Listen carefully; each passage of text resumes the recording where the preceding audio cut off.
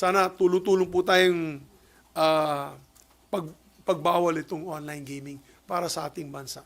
Dito sa online gambling, let's face it, pondo ng pamilyang ginagamit ng mga pumupusta. It is so easy to enter the online gaming sites. And pag may verified GCash account ka, agad-agad, automatic, makapasok ka na. Well, let us all welcome Senator Migz Zubiri. Hi, sir. Good morning. Good morning, Ate Sally. Good morning sa lahat ng ating mga kababayan na taga-subaybay na yung araw na ito. So, last week, nag-file na po tayo ng ating first 10 bills sa 20th Congress. Ito po ay ang number one. Number one advocacy that we'll be fighting for in the 20th Congress is the Anti-Online Gambling Act. And also, the 100 peso minimum wage hike. Itutuloy po natin ito.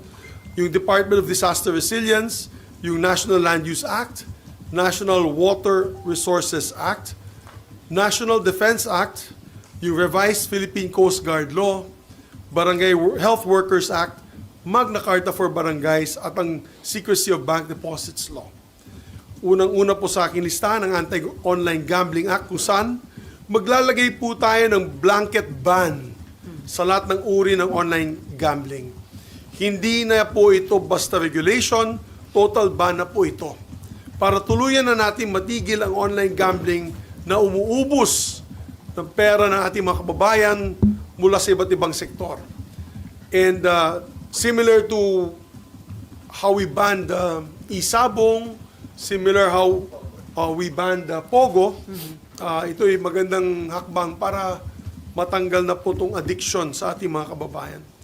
From our elderly to our children, it is so easy to fall victim to the silent epidemic of online gambling. Anyone can easily fake their identities and their ages online. Kahit mga minor de edad, kayang gamitin ang mga online banking accounts at e-wallets ng kanilang mga magulang para makataya sa mga online gambling sites na ito. At dahil madaling gamitin at nakaka-addict laruin, talagang nalululong po ang ating mga kababayan dito sa online gambling na to, lalong-lalo na ang mga kabataan. At sino naman hindi ma-addict? All over the internet and along our busiest highways, our biggest celebrities are promoting online gambling with colorful, shiny advertisements that deceive our people into thinking that these games are nothing but harmless fun, na masayang ilaro itong mga games na ito. Pero hindi lang oras ang nauubos dito, kundi life savings ng ating mga kababayan. Kaya dapat na po natin ipagbawal ito kahit ang mga authorized online games ng PAGCOR. The taxes earned are not worth the social cost. Nasisira na po ang buhay ng ating mga kababayan. Nag-aaway-away na po ang ating mga pamilya. Tumataas ang kaso ng krimen. Nababaon na sa gabundok na utang ang manggagawang Pilipino, which then severely affects their mental health. Marami na rin pong kaso ng suicides related to gambling debts. And allow me to read the message from our mayor from Kibawe, Bukidnon. He said here, because nakita po niya yung post ko, babasahin ko munang Bisaya, na diri bro, nagpusta, teenager, online gambling, napildi, natalo ng 100 pesos, gisave sa iyang parents.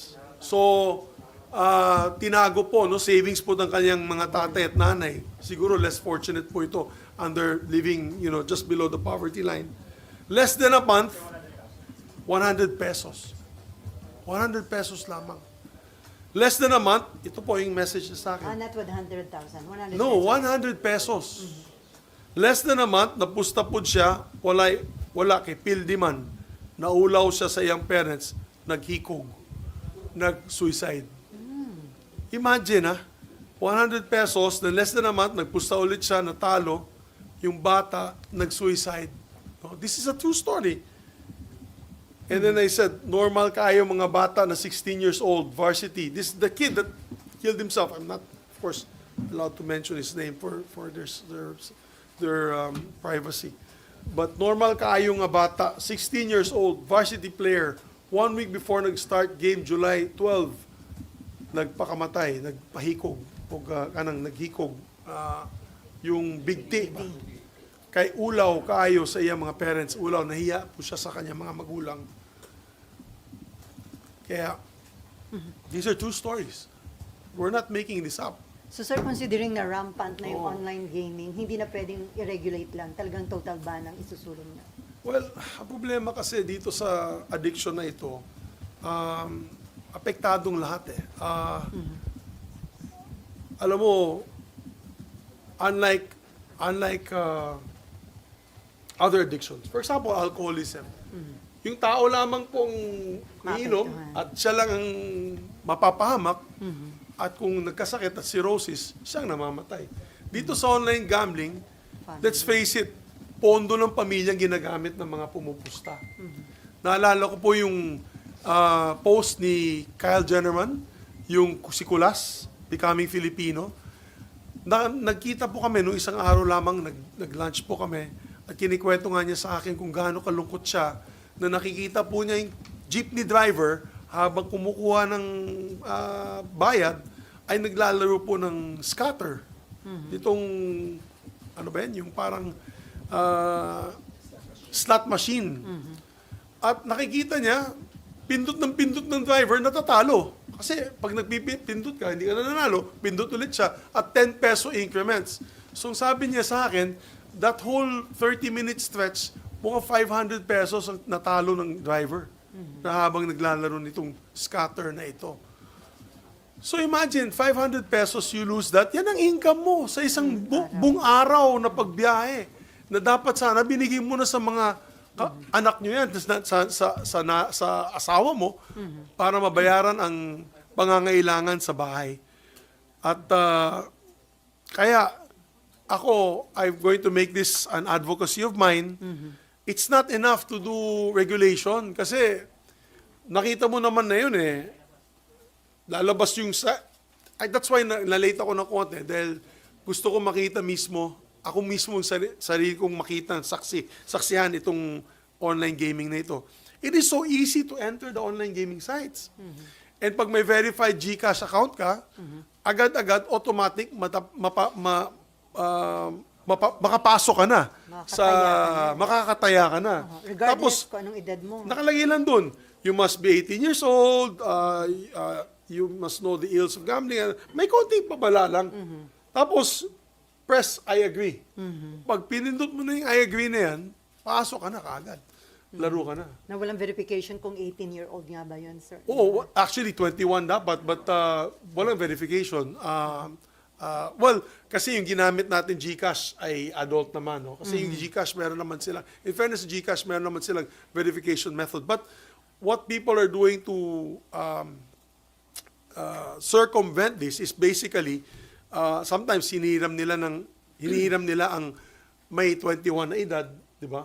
Babayaran nila, they use the money, or sometimes they put up fake GCash accounts. And we've seen it happen because ang dami-dami pong scams, no? Since Senator Grace po passed the SIM registration, ang dami pa rin online scams. So, nakakalusot pa rin sila. So, it is still easy for them to be able to get a GCash account, a PayMaya account, or all kinds of e-wallets to play these games. The child that I mentioned na nag-suicide, that is just one of several thousands that are happening as we speak. No? Yung mga riders, mga farm workers po namin sa Bukidnon. Tinanong ko, out of 45 of our farm workers sa Bukidnon, almost half of them may accounts dito naglalaro sila, almost half. So, tinatanong ko sa kanila, sabi ko, anong ginagawa? Ba't kayo naglalaro? Panglibang lang po, pang-relax lang. Pero tinatanong ko, they lose an average of 500 to 1,000 pesos. Agricultural minimum wage earners ito. Di ba? Na-addict na. Magkano lang naman yung kanilang disposable income? Kaya, ang balita sa akin, guys, no, this is a serious issue. I spoke to manufacturers. I spoke to mall operators doon sa probinsya, hindi to yung mga SM. I don't know. I don't know the facts. Maybe we'll call them when we get to the hearings. We'll call SM, Ayala Malls. Bumagsak ang sales. Ha? Nakausap ko dito, mga Ororama, doon sa probinsya namin, yung mga local mall operators. Bumagsak ang sales. Nagtataka sila, ba't matamlay ang sales na yun? In other words, these last few months, matamlay ang sales. They also told me their suspicion is online gaming. Kasi, naubos na yung pera mo para madala mo yung anak mo sa Jollibee. Di ba? Imbis na madadala mo sila sa Jollibee, manunod kayo ng isang pelikula sa sinihan, hindi na nila madadala dahil nauubos na eh. Sa sugal. Wala, sa sugal. Sa online gaming, nauubos na. And even we asked around when I had a meeting with the NGCP recently, even power consumption is down. Ibig sabihin, wala na masyadong, siguro dahil nauubos sa sugal, baka hindi na gumagamit ng air condition, electric fan na lang. Mga ganun klaseng mga situations. But we cannot deny that manufacturing is down, the consumption is down, consumer spending is down. Would it be because of this? If you ask me, my opinion, yes. In the proliferation of over 5 to 10 million Filipinos in online gaming, right now kasi on different websites, I read that about 5 million, between 5 to 10 million Filipinos doing online gaming every day. So kung yan yung mga padre de pamilya, di ba? Yan yung mga nanay, yan yung mga nakatanggap ng ayuda, yan yung mga tanggap ng 15-30 na sweldo. Itinaya na yung ano nila. Itinaya na yung kanilang kita, no? Kanilang tulong ay imbes na ibibigay sa pamilya, naubos sa sugal. Ang yumayaman, iilan lang. And there's only about 20 or 30 online gaming sites. These are now probably the most richest Filipinos in the country. At what expense? At what social cost? Guys, let me state this, the specifics, and let me state some facts. We are now the #1 gambling capital of Asia. Alam naman ninyo yan, you can go online. Yung, it's this website, C-Asia. Philippines is #1. #2 ang Cambodia. #3 ang Macau. #4 ang Vietnam. #5 ang South Korea. In terms of number of casinos. Sa online gaming, we're also close to being #1. The top 5 countries for online slot machine players, online yan for 2023. #1 is Indonesia. #2 is Cambodia. #3 is the Philippines. #4 is Myanmar. And #5 is Russia. Okay? So, top 3 tayo. Top 1 na nga tayo sa casinos. Top 3 na tayo sa slot machines. And this is in 23 statistics, 2023. Paano kayo na yun? Parang mas accessible na po siya. So, anong pong plano natin? We'll make our prohibited acts under our bill, Senate Bill number 142. That's Senate Bill number 142. It is the prohibited acts, establishment, operation, conduct of online gaming in the Philippines, which shall cover those offshore or foreign-operated digital gambling platforms or applications. #2, acceptance of any form of betting or wager by digital gambling platforms or application through online. #3, facilitating the use of electronic wallet or e-wallet and other digital payment systems for online gambling. Pagbabawal po natin yan. #4, advertising through traditional media, online, and social media, including posts of content creators, vloggers, influencers, which promote online gambling and specific digital gambling platforms. So, ang gagawin po natin, website blocking, application removal, mandatory response period for all takedown and blocking of removal request issued by PAGCOR, the DOJ, of course, reporting and compliance mechanism, and penalties for non-compliance. So, yan po ang gagawin natin. There's also a list of penalties. For example, those who violate Section 4 and 5 will be met with the following. First offense, 20 million peso fine and suspension of license of 6 months. Second offense will be a fine not less than 50 million pesos or suspension of 1 year. And the third succeeding offense is the penalty of 100 million pesos and permanent revocation of its license permit operated by PAGCOR that PAGCOR will impose. And there's also the Criminal Act. The chief operating officer, president of the company shall be penalized with imprisonment of not more than 6 years by the court. So also that the license and permit to be revoked under this provision for those registered gambling, these are for registered gambling operators with physical operations such as casinos, which are also into online gambling, and digital payment systems like GCash, PayMaya, and credit card companies. So, yun lamang po. Of course, I'm willing to answer other questions about my other bills. But ito pang ipaglalaban po natin. I've gotten so much support from different LGUs. Ang dami pong LGUs sumusuporta nito. Ang dami pong grupo ang nagpapadala po ng pasalamat sa akin online sa Facebook ko. And we have all sorts of NGOs that are really pushing for this. Sana wag na natin pag-usapan ng regulation kasi regulation nalulusutan eh. So, sir, Nalulusutan. Kaya sana tulong-tulong po tayong